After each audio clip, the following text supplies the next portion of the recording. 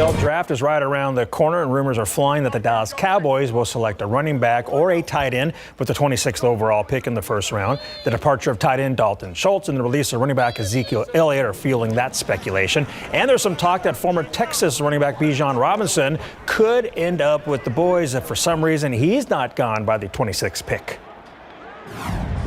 Bijan's just had a great career at Texas. Certainly, I don't think I've seen any set of circumstances that he's not a first-round pick. In almost any draft. Certainly, a guy. I'm sure when that first day is over, he's going to certainly have a team, and you never know. Quarterback prospect Bryce Young revealed that he's limited his pre-draft workouts to just the Carolina Panthers and Houston Texans. Carolina has the first overall pick, followed by Houston at number 2. It appears Carolina will draft the former Alabama QB, and if for some reason they don't, Young will likely end up with the Texans. It's also being reported that the 49ers have received inquiries from teams looking to trade for QB Trey Lance, sparking talk that the Texans could be interested in Lance because he has history with head coach DeMeco Ryans and Houston offensive coordinator Bobby Slowick. Congratulations to Antonian Prep senior guard Madison Olguin for signing her letter of intent to attend the University of Dallas. She played in 38 games this season and averaged 7.5 points in nearly 19 minutes per contest. Her parents told us she was top 10 in the state for three-pointers made and taking charges in all of TAPS basketball. We chatted with Madison today and asked her why the University of Dallas. During my junior year, I had made the decision I wanted to be committed somewhere already, and I just happened to pick up interest from them. And when I went to go visit their campus, first of all, their academics are wonderful, and the campus is beautiful. It's much better than I thought it was going to be. And I was able to make a great connection with the coach there as well, one that I didn't think I would make anywhere else. So that's what really piqued my interest there. What was that moment like for you to put pen to paper and now you're committed to this school? I think it was unreal because in that moment it was kind of just setting in like that's my decision, like it's finally done, it's official. What does this mean to your family that you have a scholarship, now you're going to go to school to continue your education and your athletic career? I think it's a really big achievement because I'll be the first one in my family to play college sports. And how cool is it that it's really not that far of a drive? I mean, your family can go up there and watch you play.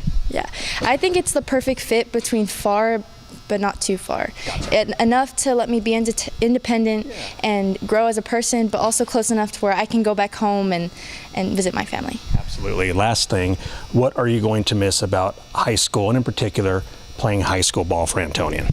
I think I'm going to miss all my freshmen and just the team that we've collected this year and just all the chemistry we had, like not being able to build off of it again next year because I'll be gone, but I'm really going to miss being able to hang out with them and just bonding, not just as like teammates, but as family. So I think that's going to be the biggest part. All right, top 10 in the state in charges. I told her parents, I said, it's like she's like a little Manu, and they're like, yeah, she likes to get in there and mix it up. Tough, yes. Yeah, thanks, Larry. Thank you, Larry. It's straight ahead, a small breach of the White House perimeter, and we do mean small. Causes a big stir. How the response by Secret Service agents ended up helping keep some parents from panicking in all this. I think a lot of moms can relate to that one. The 16-year-old shot after going to the wrong house is still recovering from gunshot wounds after surgery. What the elderly suspect today told a judge about why he shot the teen.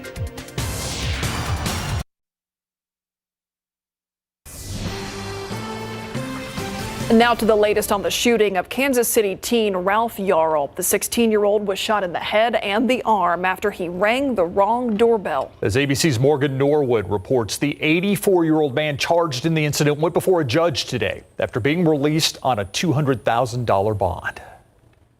This afternoon, 84-year-old Andrew Lester, the white man charged with the alleged unprovoked shooting of 16-year-old Ralph Yarl, who is black, going before a judge in Kansas City, Missouri, just hours after he was released on bond on 2 felony charges. He has pleaded not guilty. The charges and the response by the legal community today is what should have happened last week. Lester faces felony assault and criminal action charges, the prosecutor saying there was a racial component to this case. We firmly believe that an investigation of race and hate as a motivating factor in the shooting of Ralph Yarl must take place. Yarl was out to pick up his younger siblings last Thursday night when authorities say he went to the wrong home and mistakenly rang Lester's doorbell. According to court documents, Lester told investigators he had just went to bed when he heard the doorbell and picked up his gun, saying he saw a black man pulling on the storm door handle, adding about the shooting. It was the last thing he wanted to do, but said he was scared to death of the teen's size. Lester also says that the two never exchanged words, but Yarl from his hospital bed telling police he never touched the door, saying he was immediately shot in the head and fell to the ground, and then shot again, this time in the arm, saying that Lester then told him, quote, "Don't come around here." Ralph Yarl, family members say he is up and able to talk and is expected to make a full recovery. Morgan Norwood, ABC News, New York. Across America, 30 years ago today in Waco, the standoff between the religious group known as the Branch Davidians and federal authorities came to a fiery end. A 51-day-long standoff drew global attention. That standoff started on February 28, 1993, when ATF agents tried to arrest the group's leader, David Koresh, for stockpiling illegal weapons. But Koresh and Branch Davidian members refused to leave the compound. There was a shootout and the stalemate began. The FBI eventually tear-gassed the compound and forced their way inside. Moments later, a fire began that engulfed the building. 4 federal agents, 82 Branch Davidian members, including 24 children, died in the violent confrontation. Meantime, today also marks the 28th anniversary of the Oklahoma City bombing. Oklahoma City held a remembrance ceremony today. 168 seconds of silence observed for 1 second each person who was killed. Family members and survivors also read off each victim's name. On this date in 1995, a rental truck filled with explosives detonated outside the Murrah Federal Building. 2 former U.S. Army soldiers, Timothy McVeigh and Terry Nichols, were convicted in this attack. The men viewed the bombing as retribution for the deadly federal raid on that Waco compound. McVeigh was executed by lethal injection in 2001, and Nichols is serving life in a federal super maximum security prison.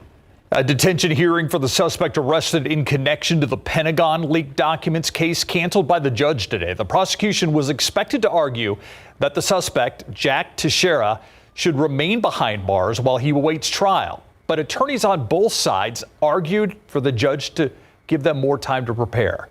Teixeira is accused of posting sensitive information about Ukraine and other matters on a site called Discord. He still has not entered a formal plea. Dr. Charles Stanley, internationally known pastor and preacher, has died. Stanley spent 50 years as senior pastor of First Baptist Atlanta Church. He was best known for his television and radio ministries that reached people all around the world. His organization, In Touch Ministries, posted online that God called him home. In a statement, the mayor of Atlanta commended Stanley for making the Bible accessible to 150 countries. We'll be right back.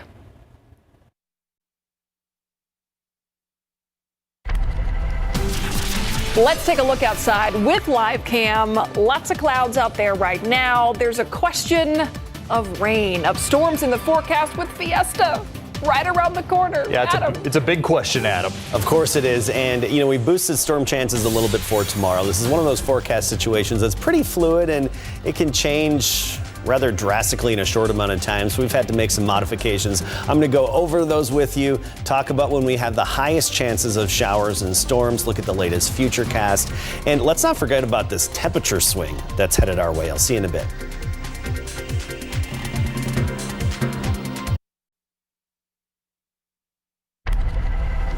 To the buzz, production of the Alec Baldwin movie Rust set to resume tomorrow in Montana. That's according to the studio behind the film. In 2021, cinematographer Halyana Hutchins was actually killed in a prop gun shooting on the film's New Mexico set.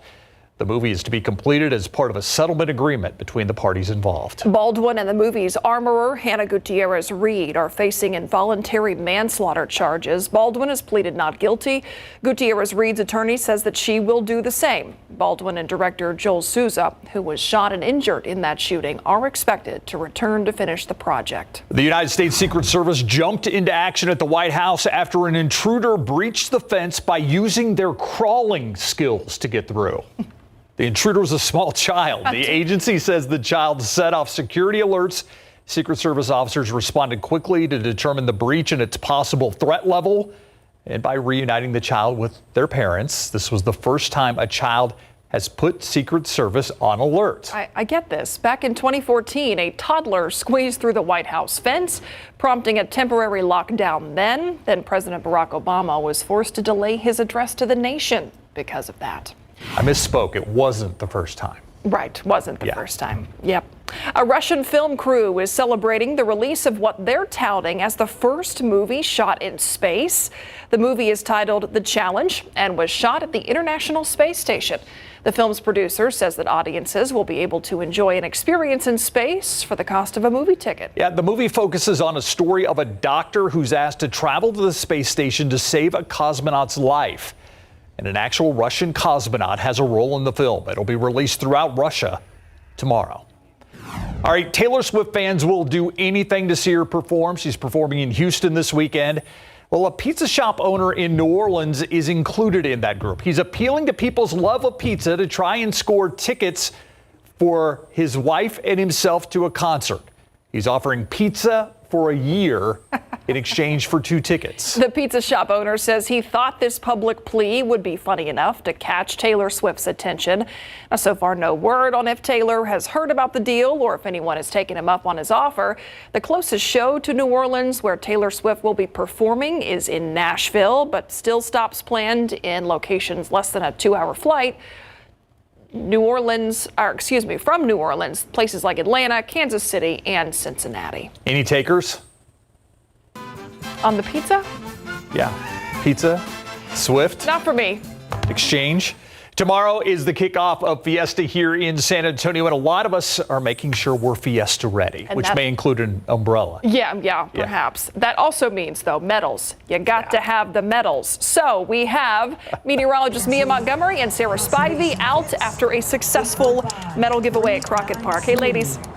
815. Hey guys, we are here at Crockett Park. We had an awesome event with Metro Health. It was really great to meet so many awesome KSAT12 viewers. In fact, we already had a line of 200 people as soon as the line started around 4. So you've got to pay attention to when we're going to have these medal giveaways because these Weather Authority medals are exciting. They're so exciting, and it's just awesome to see everybody so excited for Fiesta. They want to grab a medal. We even brought our awesome KSAT12 pinata, which we have given the name Viva to. Seems pretty fitting, right? Yes, exactly. So yeah, we're going to have another Weather Authority giveaway on Friday, and like Sarah said, we're going to have more kind of throughout the Fiesta events as well. So be sure that you are following all of our social media, watching regularly so that you can snag all those details. Awesome. And Adam, I see some dark clouds over here. Thankfully, it did not rain on our parade. Viva Fiesta! Make your own rain there. I like it. That's how you do it. Yes.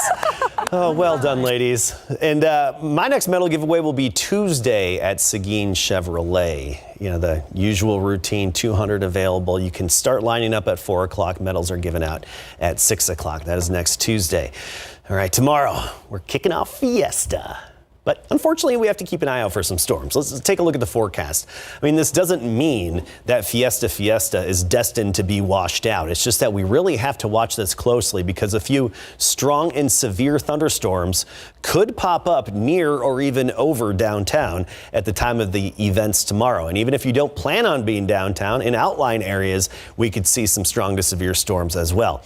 Notice by 6, 7 o'clock, those rain chances and storm chances jump to 40%. And stay there all the way through 1 a.m. That's our most likely time for that activity to develop. Big picture, fairly quiet across most of the state. Some storms developing up near Wichita Falls. Locally, we're looking across the Rio Grande into Mexico for developing thunderstorms. We've already seen a few, but nothing making its way to the border yet. Border communities, you have the off chance of a storm developing and even a severe storm over the next couple of hours, but that's about it. Otherwise, tomorrow, we'll start the day cloudy, gray, a little damp at times with those sprinkles and even a little bit of mist and drizzle, the usual routine. By the noon hour, more of the same, mainly cloudy. And then into the afternoon, we'll start to see the development of some showers and thunderstorms just dotting the landscape, covering about 40% of our area. And just because a computer model shows a thunderstorm, say, over the west side here at 4 p.m., doesn't mean that's exactly going to happen. Actually, it's probably not. These aren't that good. But what I like to show to you is the illustration of just widely separated and scattered storms likely to develop. The exact neighborhoods, well, that's still up in the air, and you don't really know that until they develop. This is not going to be a defined line that moves in. This will be some of that random activity popping up, coming and going through tomorrow evening and on into tomorrow night. More chances then thereafter. Friday and Saturday are looking dry. Okay, Friday, Saturday, good for outdoor activities. Fluctuating humidity as well. At times, you'll have low humidity Friday and Saturday. Sunday, we boosted those storm chances up to 60%. Rain, even some thunderstorms mixed in. The big question is the exact timing of it. It could be early. There's the chance it could be a little bit later in the day. So that's something you'll definitely have to check back in with as we fine-tune the forecast, get a little bit more information. Next week, Monday, River Parade. Tuesday, we kick off Nyosa. Storm chances at 20%, kind of the typical afternoon pop-up isolated thunderstorms possible. I know the timing's not ideal, but we need the rain. We really need the rain. This is the drought monitor, and San Antonio, and especially west and northward into the hill country, the extreme and exceptional drought. Notice where we don't have a drought. Wilson County, southern Wilson County and Karnes County, stretching into DeWitt County. That's where we had that swath of 6 to 10 inches of rain a few weeks ago, right before and even during Good Friday. All right, quick temperature talk here. 81, our high temperature today. That's average. Tomorrow we'll start at 68, make it up to 84 for the afternoon high temperature, mid 80s for just about all of us. And then we get into Friday, sunny and 88, 82 on Saturday. But look what happens with those higher rain chances. Sunday down to 67. I mean, we're looking at some unseasonably cool temperatures, and Monday even near 70. You may have to bring a jacket. I know. Don't talk like that. I was telling Adam I'm just that saying, earlier. To the River Parade, you may high need of 70. Yeah. Yeah. I don't know that I have a Fiesta jacket.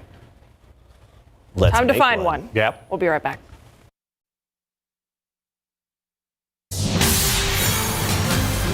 Methodist Healthcare, home to the largest multi-specialty robotic surgery program in the United States.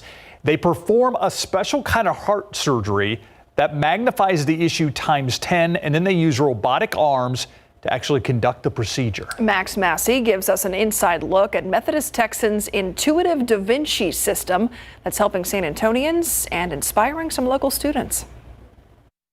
This is the camera that goes inside. Then you have right arm, left arm, and you have an extra arm that can help expose for you. Meet Dr. Renata Ford, a robotic heart surgeon. You pinch like this, and then you can actually move.